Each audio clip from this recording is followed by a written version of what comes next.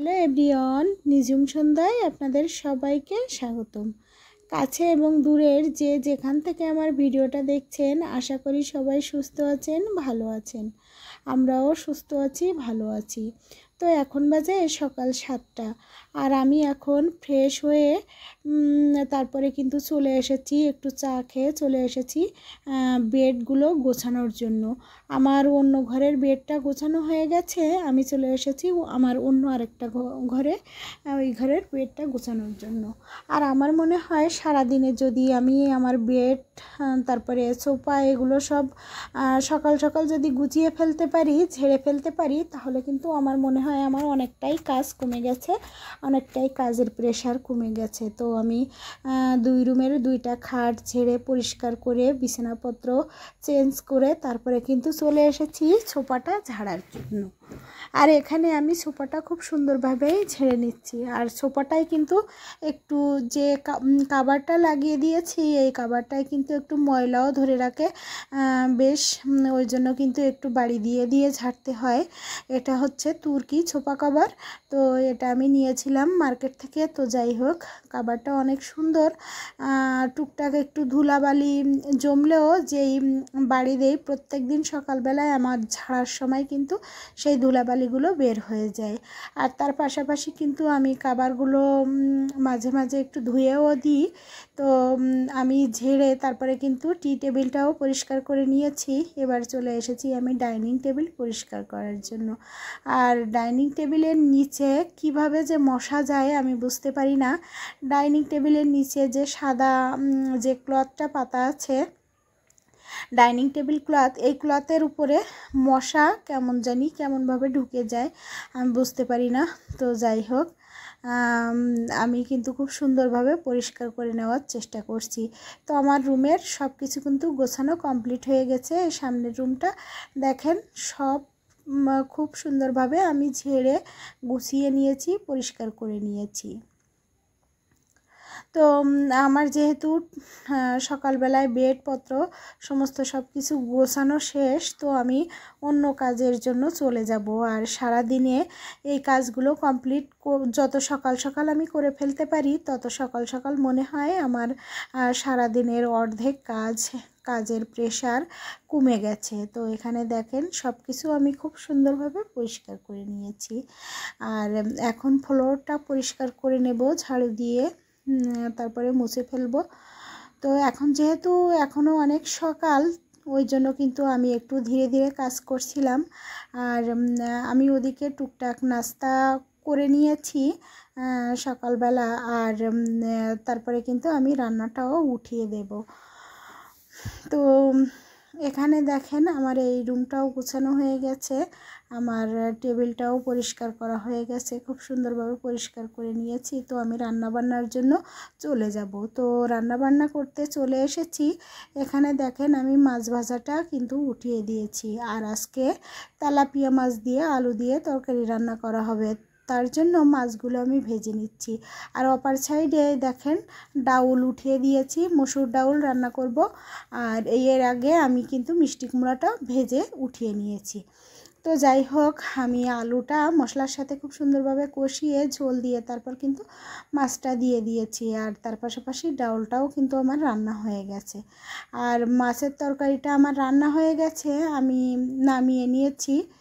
তো আমার আজকের মতো রান্নাবান্না প্রায় সব কমপ্লিট হয়ে গেছে। তো আমার তরকারির ফাইনাল লুকটা কেমন হয়েছে অবশ্যই কিন্তু জানাতে পারেন। এবার আমার কিন্তু কিচেনের কাজের অংশ বাকি থেকে গেল। তো আমি কিচেনে চলে এসেছি। আমার কিচেন রুমের যে টেবিলটা আছে, যার উপরে আমার ব্লেন্ডার মেশিনটা, রুটি বেলা পিঁড়া, তারপরে জলের বোতল, অন্যান্য আদার্স যে জিনিসগুলো আছে, সেই জিনিসপত্রগুলো যাতে আমি সুন্দরভাবে গুছিয়ে রাখতে পারি, তো তার জন্য কিন্তু আমি চলে এসেছি। তো আমার যেহেতু রান্নাবান্না হয়ে গেছে, আমি চুলার উপর তরকারিটা কিন্তু ওইভাবে ঢাকা দিয়ে তারপরে আমি আগে টেবিলটা পরিষ্কার করতে চলে এসেছি। আর টেবিল পরিষ্কার পরিষ্কার করে আস্তে আস্তে কিচেন রুমটাও কিন্তু পরিষ্কার করে নেব। যেহেতু আমার 2 রুমের কিন্তু বেড গোছানো, সোফা এবং আমার টুকটাক যে ফার্নিচার, আলমারি, তারপরে ওয়ারড্রপ, এগুলো কিন্তু আমি খুব সুন্দরভাবে মুছে নিয়েছি। আর এখন আমি কিচেনের টেবিলটা পরিষ্কার করে খুব সুন্দরভাবে মুছে নেওয়ার চেষ্টা করছি। তো আমার ভিডিও আপনারা কে কোথা থেকে দেখেন আমি জানি না, তো কেউ যদি দেখে থাকেন অবশ্যই কিন্তু আমার কমেন্ট বক্সে একটা করে কমেন্ট রেখে যেতে পারেন, যদি কিনা আমার ভিডিওটা আপনাদের ভালো লেগে থাকে। তো যদি আর না ভালো লেগে থাকে তাহলে আর কি করা। তো যাই হোক, যদি কেউ দেখে থাকেন প্লিজ প্লিজ একটা কমেন্ট রেখে যাবেন।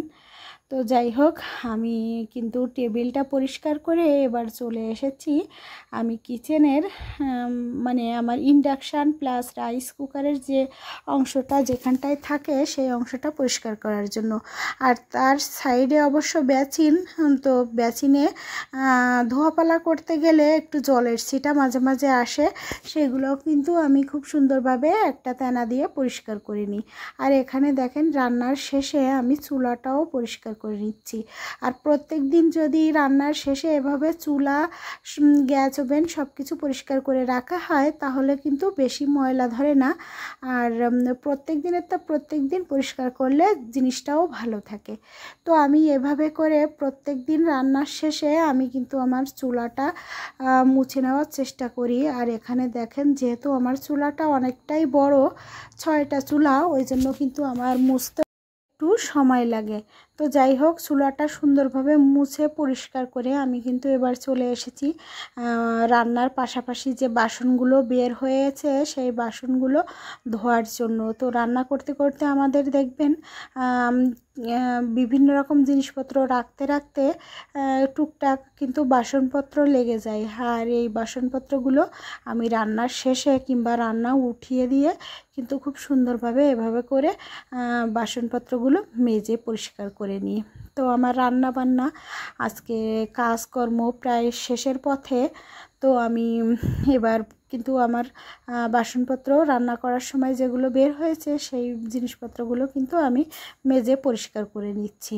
তো এভাবে করে কারা কারা আমার মতো এভাবে করে কাজ করেন অবশ্যই কিন্তু জানাতে পারেন। তো আমার এখানে মাজা কমপ্লিট হয়ে গেছে বাসনপত্রগুলো, আমি এবার খুব সুন্দরভাবে ধুয়ে নেব। অবশ্যই এই যে প্লাস্টিকের বোলটা দেখছেন, অনেকেই হয়তো বলবেন প্লাস্টিকের বোল ব্যবহার করা ঠিক না। তো আমি এটাতে অন্য কোনো কাজে ব্যবহার করি না, কোনো তরকারি কিংবা গরম জিনিস আমি এটাতে রাখি না।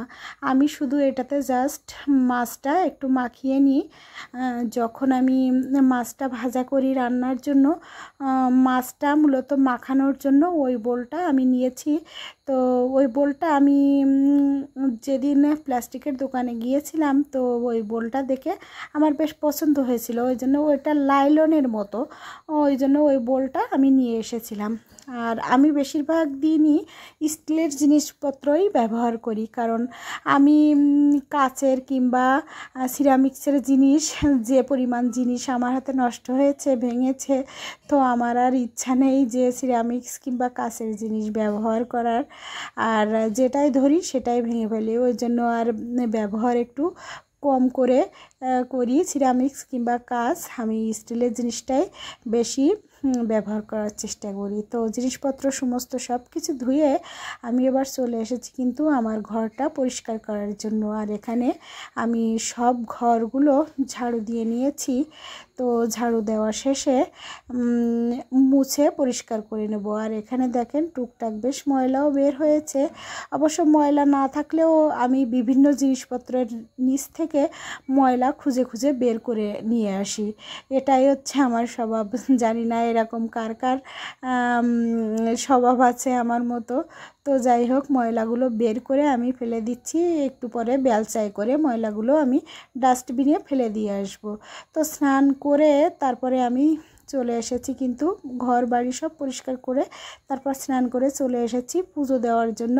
আর এখানে পুজো দেওয়া হয়ে গেছে। তো আমি চেষ্টা করি আমার সমস্ত সব কাজ কমপ্লিট করে 12টার ভিতরে পূজাটা দেওয়ার জন্য, কারণ আমার জানা মতে দুপুর 12টার ভিতরেই ভগবানকে পূজাটা দিয়ে দিতে হয়। ওই জন্য আমি কিন্তু পূজাটা দিয়ে দিয়েছি।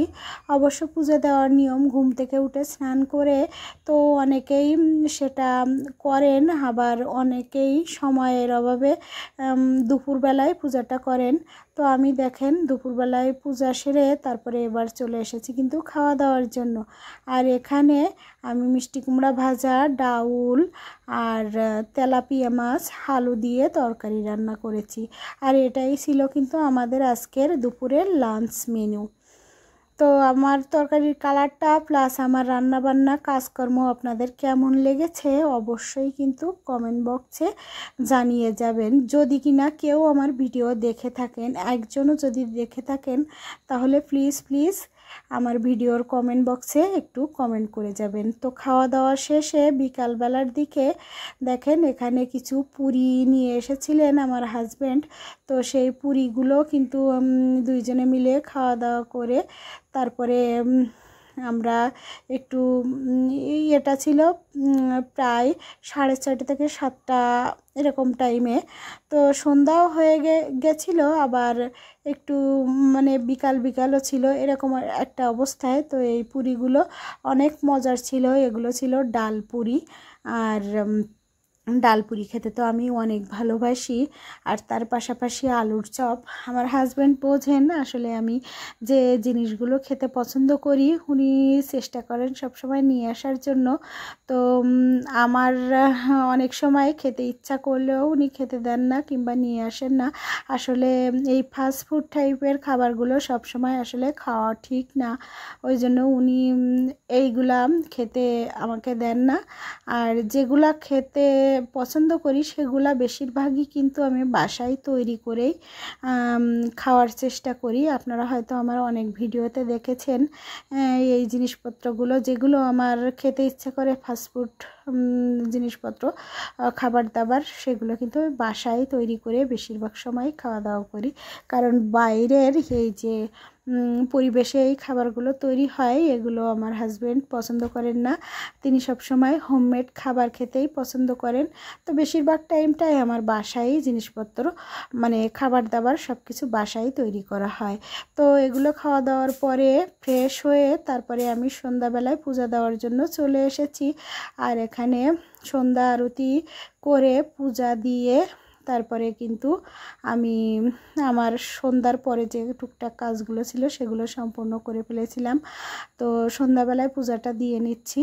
তো আজকের ভিডিওটা আর কন্টিনিউ করছি না। যদি আমার ভিডিওটা আপনাদের কাছে ভালো লেগে থাকে তো প্লিজ একটা কমেন্ট, একটা লাইক করে যাবেন অবশ্যই। দুপুরবেলায় যেহেতু আমি ফুল দিয়ে পূজা করেছিলাম, আর দুপুরবেলাটাই ফুলগুলো ফুটে থাকে, আর সন্ধ্যাবেলায় তো দেখা যায় ফুলগুলো একেবারে চুপসে যায়, ওই জন্য ফুল দিয়ে আর সন্ধ্যাবেলায় পূজা করতে পারলাম না।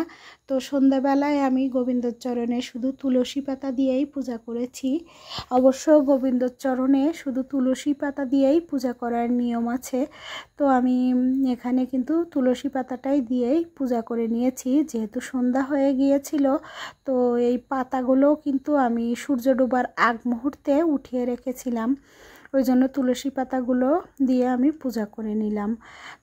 আমরা যেহেতু ভাড়া বাসায় থাকি, তো ভাড়া বাসায় বোঝেনি তো স্পেসটাও একটু কম, ওই জন্য কিন্তু আমি ঠাকুরের আসনটা একটা র্যাগের উপর, আমার বইয়ের র্যাগের উপর উঠিয়ে রেখেছি, যাতে নিচে ঝাড়ু দেওয়ার সময় কিংবা আমরা হাঁটাহাঁটি করার সময় ঠাকুরের আসনের গায়ে যাতে কোনো রকম কোনো ছোঁয়া না লাগে, অন্য কোনো সমস্যা না হয়, তার জন্য কিন্তু ঠাকুরটা উপরে উঠিয়ে রেখেছি।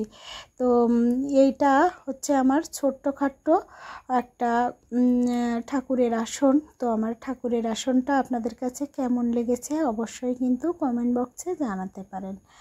আর এই ছিল আমার আজকের ভিডিও। তো আজকের ভিডিওটা আর কন্টিনিউ করছি না। যদি আমার ভিডিও আপনাদের কাছে ভালো লেগে থাকে তাহলে লাইক, কমেন্ট, শেয়ার এবং সাবস্ক্রাইব করে আমার নতুন বন্ধু হয়ে আমার সাথে থেকে যেতে পারেন। তো সবাই সুস্থ থাকবেন, ভালো থাকবেন। দেখা হবে পরবর্তী কোনো ভিডিওতে। আজকের মতো এই পর্যন্তই। ধন্যবাদ সবাইকে। সবাই সুস্থ থাকবেন, ভালো থাকবেন।